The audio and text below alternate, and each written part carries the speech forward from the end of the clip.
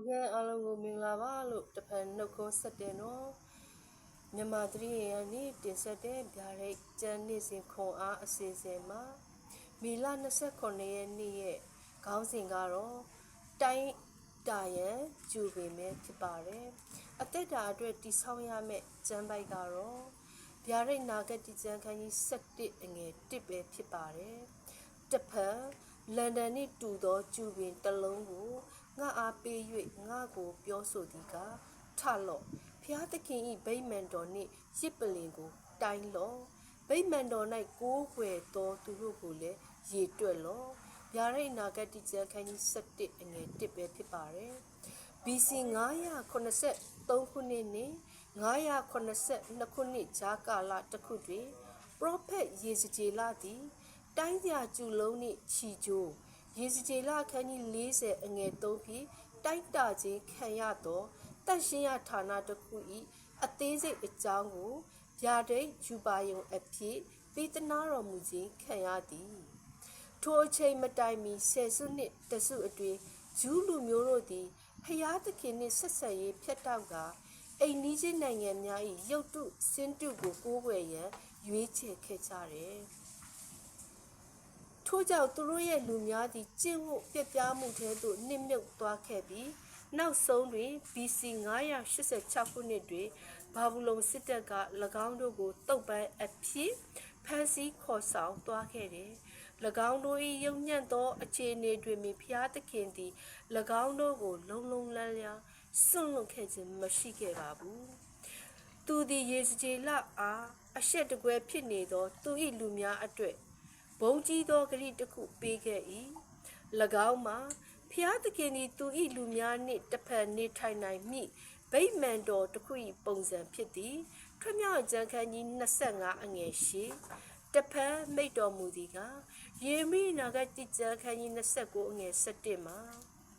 ငါသည်တင်တို့ကိုအကျိုးနည်းစေခြင်းကကြံသောအကြံမဟုတ်ပဲ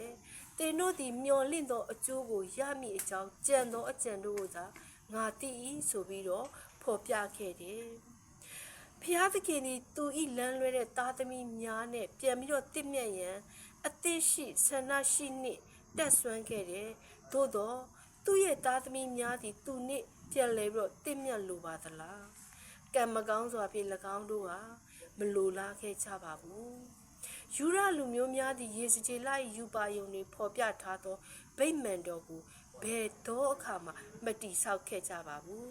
နောက်ဆုံးမှာ၎င်းတို့ဟာယေရှုကိုတတ်ပြီးယောဟန်ခန်းကြီး7အငယ်53ယောဟန်19အငယ်15နဲ့16၎င်းတို့ကိုစုံမဝွင့်သောတပည့်တော်ကိုလှုပ်ကြံတက်ဖြတ်ခဲ့သည်တမန်တော်ခွန်အငယ်50ခွန်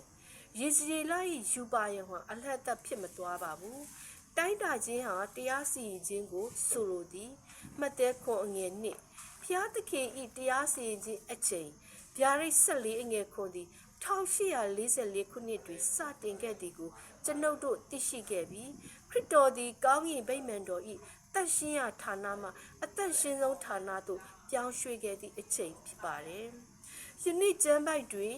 ဖြစ်ပျက်နေသည်မှာထိုအရာပဲဖြစ်ပါတယ်။ဘုရားသခင်ဗိမာန်တော်နှင့်ထိုနေရာ၌ဝတ်ပြုကိုးကွယ်သူများကိုတိုင်းတာနေသည်ဆိုလိုသည်မှာ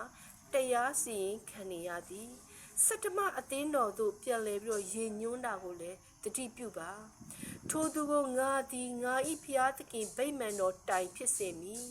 ဗျာဒိတ်အခန်းကြီး3အငယ်7ဟူသောခရစ်တော်၏ဂတိဖြစ်တယ်ယူရလူမျိုးမအောင်မြင်ခဲ့သောအရာကိုပြည့်မြောက်ရန်ကျွန်ုပ်တို့အားအခွင့်အရေးပေးခဲ့တယ်ဖျားသခင်ဝိညာဉ်တော်သည်ကျွန်ုပ်တို့အတွင်း၌ကိန်းဝတ်ရန်ကျွန်ုပ်တို့အတွင်း၌သူ၏ဗိမာန်တော်ကိုတည်ဆောက်ရန်ခွင့်ပြုဖို့ဖြစ်တယ်တိကောခန်းကြီး3အငယ်16ဆက်ခွန်ပဲဖြစ်ပါတယ်ဆုတောင်းရန်ကတော့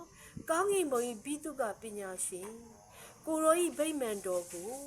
ကျွန်ုပ်အတွင်း၌တည်တော်မူပါတန်ရှင်သောဝိညာဉ်တော်ဖြစ်ပြေဝလေဖြောက်မတ်သူအဖြစ်တရားစီရင်ခြင်းခံရသောသူဖြစ်ရပါမည်အာမင်ထပ်မံလည်လာရမယ့်ကျမ်းပိုက်ကတော့600ခန်းကြီး36အငယ်19ကနေ20ယေဇကျေလအနာဂတိကျမ်းခန်းကြီး43အငယ်10ဇာခရိနာဂတိကျမ်းခန်းကြီး2အငယ်1နဲ့2ပဲဖြစ်ပါတယ် ကြားနာရသူရောက်စီတိုင်းပေါ်ဖျားသခင်ကောင်းချီးပေးပါစေ။